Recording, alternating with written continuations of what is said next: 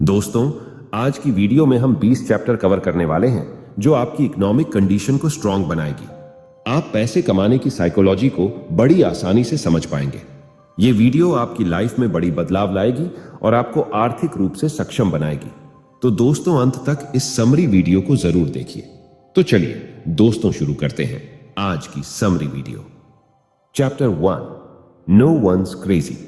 हर व्यक्ति जिंदगी में सोचता है कि वह क्रेजी नहीं है और वह मनी के बारे में सब कुछ जानता है। इसीलिए कुछ लोग शेयर्स में पैसा लगा देते हैं, तो कुछ प्रोविडेंट फंड में। कुछ लोग पैसा कमाने के लिए नौकरी की खोज में निकलते हैं, तो कुछ लोग एंटरप्रेन्योर बनना चाहते हैं। इसका मतलब है हर किसी की पैसे के बारे में सोच अलग है, लेकिन हर कोई खुद को समझदार समझता है। इसलिए लेखक ने कहा है कि अपनी लिमिट को समझें। उन लोगों को देखें जिन्होंने जिंदगी में गरीब होने के बावजूद पैसे बनाए हैं। देखें आखिर उन्होंने क्या किया है और उनसे प्रेरणा लें। Chapter 2, luck and risk. इस बात से इनकार नहीं किया जा सकता कि कुछ लोग पैसों के मामले में लकी होते हैं, जैसे कुछ लोग पैदा ही अमीर घरों में होते हैं। अगर आप बिल गेट्स घर में पैदा होते तो आप अपने आप ही अमीर होते। लेकिन दोस्तों, लक के साथ बुरी बात यह है कि इसे कोई कंट्रोल नहीं कर सकता और हम अमीर बनने के लिए लक के सहारे नहीं बैठ सकते। दूसरा तरीका होता है रिस्क लेने का। बहुत से लोग कंफर्ट जोन में रहते हैं और 10 से 15 वाली जॉब में पिसते रहते हैं। वहीं कुछ लोग अपना बिजनेस लगाकर अपने बॉस खुद बन जाते हैं, लेकिन बहुत से बिजनेस डूब जाते हैं। इसीलिए रिस्क वाला रिस्क न लें, बल्कि बहुत सोच विचार करके और प्लानिंग के साथ कैलकुलेटेड रिस्क लें। Chapter 3, never enough. यह बात भी सच है कि पैसा लोगों का दिमाग खराब कर सकता है। बहुत से अमीर लोगों को उनका पैसा कभी भी इनफ नहीं लगता। महंगी गाड़ियां और बंगले आदि होने के बाद वे चाहते हैं कि उनके आइलैंड भी हों। अपने लालच में वे ऐसे काम कर जाते हैं कि पूरी तरह से बदनाम ही हो जाते हैं। फिर इतना लालच किस काम का? विजय माल्या का एग्जाम्पल तो आपने देखा ही है। इसलिए आदमी को एक गोल बनाना चाहिए कि मैं लाइफ में इतना पैसा कमाऊंगा, मॉरल प्रिंसिपल्स के साथ रहूंगा और चैरिटी करूंगा। इस तरह से उसका पैसा अपने आप ही बढ़ता चला जाएगा, क्योंकि उनकी गुडविल से पैसा और भी ज्यादा बढ़ जाता है। Chapter 4, confounding compounding. सबको कंपाउंडिंग के बारे में पता होना चाहिए। ज्यादातर इन्वेस्टमेंट में सिंपल इंटरेस्ट ही मिलता है। वॉरेन बफेट इसी सिद्धांत से इतने अमीर बने थे, लेकिन उनकी संपत्ति 5-10 नहीं, पूरे 75 साल में इतनी हुई है। वे उसे बार बार इन्वेस्ट कर देते थे और ऐसे शेयर चुनते थे जो कई गुना मुनाफा देते हों। इसके अलावा उन्होंने कंपाउंड इंटरेस्ट वाली इन्वेस्टमेंट में ही अपना पैसा लगाया था। Chapter 5, getting wealthy versus staying wealthy. बहुत से लोग बहुत सा पैसा कमाने की बाद उसे खो भी देते हैं। ऐसा बहुत से खिलाड़ियों और फिल्मी सितारों के साथ हुआ है, क्योंकि उन्हें इन्वेस्टमेंट की समझ नहीं थी। ना तो उन्होंने एफडी करवाई, ना पीपीएफ में लगाया, ना ही रियल एस्टेट में इन्वेस्ट किया, बल्कि अंधाधुंध खर्च करते गए। उन्हें लगा उनका पैसा कभी खत्म ही नहीं होगा। इसलिए पैसे की समझ विकसित करना बहुत जरूरी है। Chapter 6, tails, you win. अगर एक बार सिक्का उछालो तो जरूरी नहीं कि आप जीत जाओगे, लेकिन उसे बार बार उछालोगे तो पॉसिबिलिटी है कि आप सफल हो जाओगे। इसी तरह किसी भी काम को बार बार करते रहो। पहली बार में ही सफलता नहीं मिलती। अगर बिजनेस पहली बार फेल हो गया हो तो फिर से ट्राई करो और तब तक ट्राई करते रहो जब तक सफल ना हो जाओ। ऐसी ही अगर आपका ब्लॉग है तो तब तक लिखते रहो जब तक वह सफल ना हो जाए। फिर चाहे 1 साल लग जाए या 2 साल लग जाए, लगे रहो। Chapter 7, freedom. असली पैसा वो होता है जो आपको टाइम से आजादी दे। कुछ लोग पैसा तो कमाते हैं, लेकिन दिन भर खपते रहते हैं। उनके पास एंजॉय करने का टाइम ही नहीं बचता। ऐसा पैसा किसी भी काम का नहीं है। अगर आपके पास पैसा है तो आप बहुत से कामों को आउटसोर्स कर सकते हैं। Chapter 8, man in the car paradox. यह अजीब बात है। जब भी हम किसी महंगी गाड़ी को देखते हैं तो हम यही कहते हैं, वाह कितनी कूल गाड़ी है। हम कभी भी उसके मालिक की तारीफ नहीं करते और यह नहीं कहते, वाह कितना कूल व्यक्ति है। ऐसा ही हमारे साथ होगा। अगर हम भी ऐसी महंगी गाड़ी खरीद लेंगे तो लोग सिर्फ गाड़ी की तारीफ करेंगे, हमारी नहीं। हमसे वे केवल ईर्ष्या करेंगे। इसलिए मटेरियलिस्टिक चीजों के पीछे इतना न भागे। अगर ज्यादा पैसा है तो उससे नए एक्सपीरियंसेस हासिल करें, किसी की हेल्प करें, कहीं घूमने जाएं आदि। जिनसे आपको लाइफ टाइम के लिए अच्छी मेमोरीज बन जाएंगी। और यही असली खुशी का राज है। Chapter 9, wealth is what you don't see. अमीरी वो है जो नजर आती है, जैसे महंगी गाड़ियां, बंगले, ब्रांडेड कपड़े। लेकिन वेल्थ नजर नहीं आती, जैसे इन्वेस्टमेंट, प्रॉपर्टी, बिजनेस आदि। अगर आपके दोस्त ने, जिसकी इनकम आपके जितनी ही है, 10 लाख की कार ली है, तो देखने से वह अमीर लगेगा, लेकिन उसके पास अब आपकी तुलना में 10 लाख कम होंगे। इसलिए वेल्थी बनने की कोशिश करें, अमीर दिखने की नहीं। अमीर लोग एक तरीके से नहीं, बल्कि बहुत से तरीकों से पैसे कमाते हैं। वे तरह तरह के एसेट्स बनाते हैं। जो भी चीज आपकी जेब में पैसा कमाकर डालती है, उसे ही एसेट्स कहते हैं। जैसे stocks, bonds, real estate, mutual funds, dividend stocks, exchange traded funds, options, index funds, futures, crypto currencies, books, gold, silver. आप इनमें से अपनी मनपसंद का एसेट्स सिलेक्ट करके इन्वेस्टमेंट कर सकते हैं। Chapter 10, save money. बचत करने के मामले में 3 तरह के लोग पाए जाते हैं। पहले वो जो सोचते हैं उन्हें बचत करने की जरूरत नहीं है। दूसरे वो जो सोचते हैं वे बचत नहीं कर सकते। तीसरे वो जो बचत करते हैं। वक्त के साथ साथ तीसरे बहुत वेल्थी बन जाते हैं। उनका बुढ़ापा आराम से कटता है, लेकिन बाकी उम्र भर तंगहाली का जीवन व्यतीत करते हैं और दूसरों पर निर्भर रहते हैं। वे स्वभाव से बहुत कड़वे भी हो जाते हैं। इसलिए आज से ही बचत करना सीखें और बचे हुए पैसों को इन्वेस्ट करें।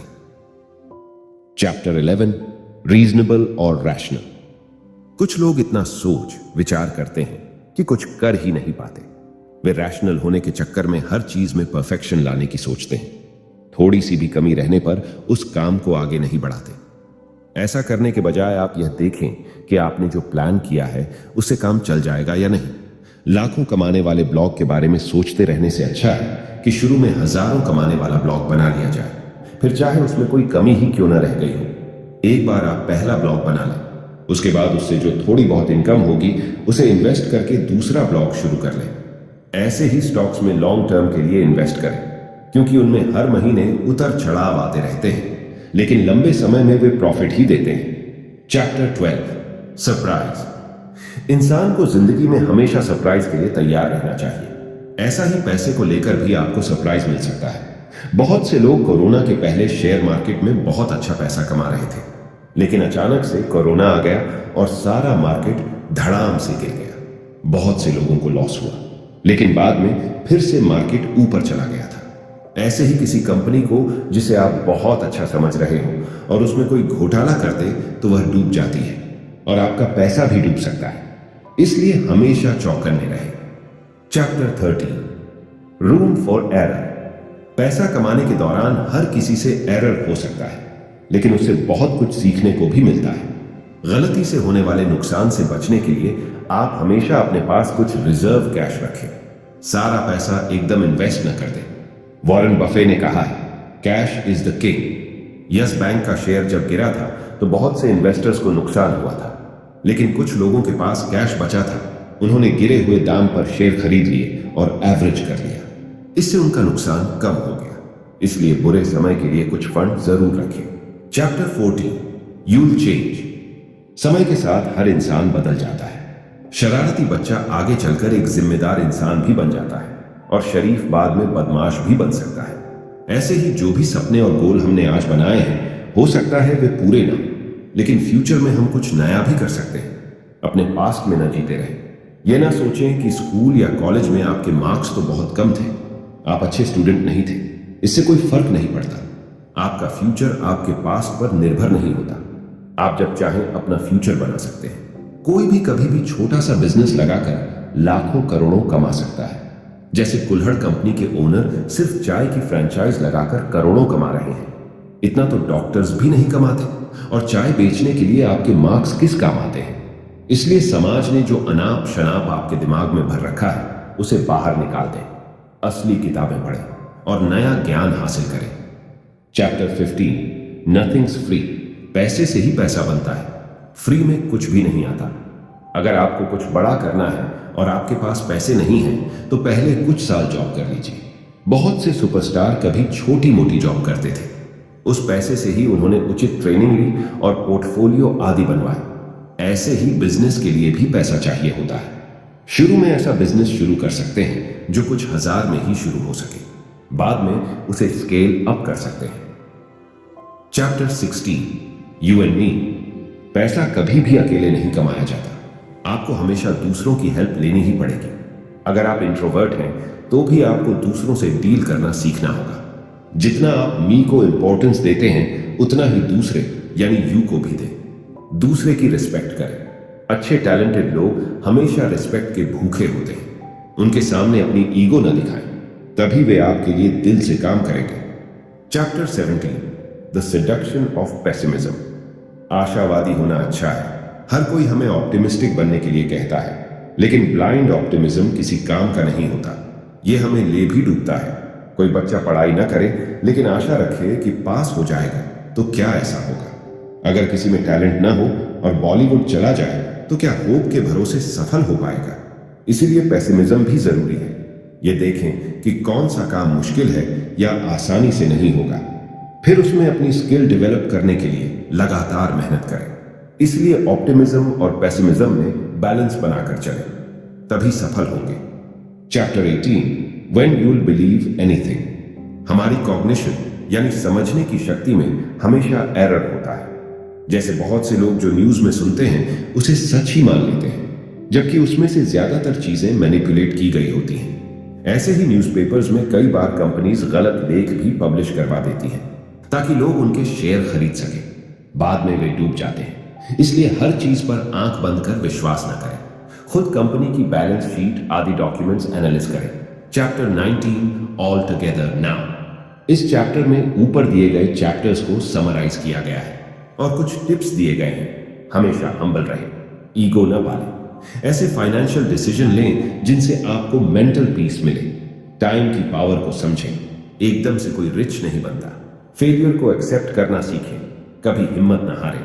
इन्वेस्टमेंट की आदत बनाएं। रिच होते हुए भी साधु की तरह शांत रहें। Chapter 20 confessions. इस चैप्टर में ऑथर ने यंग लोगों के लिए कुछ सुझाव दिए हैं। पूरी सैलरी मौज मस्ती में न उड़ा दें। हमेशा अपने खर्चे कम रखें।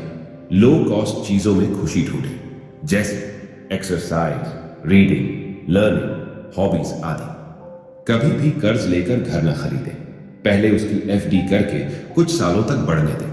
इन्वेस्टमेंट की आदत डालें। अपने बच्चों के लिए उचित प्लान या फंड में इन्वेस्ट करें ताकि बाद में उनकी पढ़ाई या शादी में काम आए। तो दोस्तों, इस समरी वीडियो में बस इतना ही। आपको ये समरी वीडियो कैसी लगी हमें कमेंट करके जरूर बताएं। लेटेस्ट वीडियो को देखने के लिए हमारे YouTube चैनल को सब्सक्राइब करना न भूलें। अपना बहुमूल्य समय देने के लिए आपका तहे दिल से शुक्रिया।